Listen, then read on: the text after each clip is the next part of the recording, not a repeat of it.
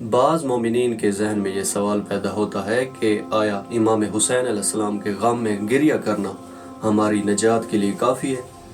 تو اس حوالے سے 3 نکتے آپ کی خدمت میں بیان کرنا چاہتا ہوں۔ پہلا یہ کہ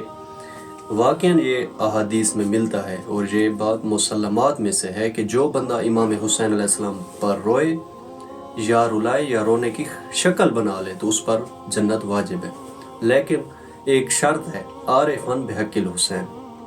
امام حسین علیہ السلام کے حق کی معرفت رکھتا ہو۔ تو اس معرفت سے کیا مراد ہے پوچھا گیا، تو ائمہ معصومین نے فرمایا کہ اس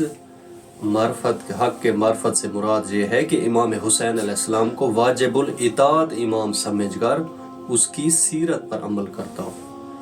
پہلا یہ ہے، یعنی امام حسین علیہ السلام کی سیرت پر عمل کرنا بہت ضروری ہے۔ دوسرا یہ ہے کہ قرآن مجید میں اللہ تعالیٰ ارشاد فرماتا ہے کہ انما یتقبل اللہ من المتقین،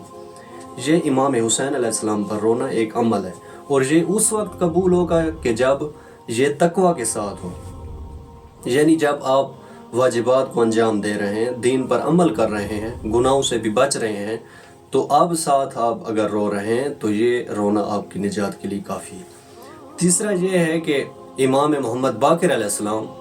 جابر سے ارشاد فرماتے ہیں کہ اے جابر، جو بندہ رسول خدا کی محبت کا دم بھرے لیکن اس کی سیرت پر عمل نہ کرے تو امام علیہ السلام فرماتے ہیں ما نافعہ ایہ شیئا، تو یہ محبت اسے کوئی فائدہ نہیں دے سکتی۔ تو یہاں سے 3 دلیلوں سے یہ ثابت ہوتا ہے کہ امام حسین علیہ السلام کی سیرت پر عمل کرنا اور ان کے کردار پر عمل کرنا اور ساتھ دین کے احکامات پر جو بندہ عمل کرے، اور اب خدا نخواستہ اگر اس سے کوئی گناہ ہو جائے اور وہ اب امام حسین علیہ السلام کی غم میں روتا ہے اور گریہ کرتا ہے یا فقط شکل بھی بنا لے، تو یہ رونا اور اس فقط شکل بنا لینا اس کی نجات کے لیے کافی ہے۔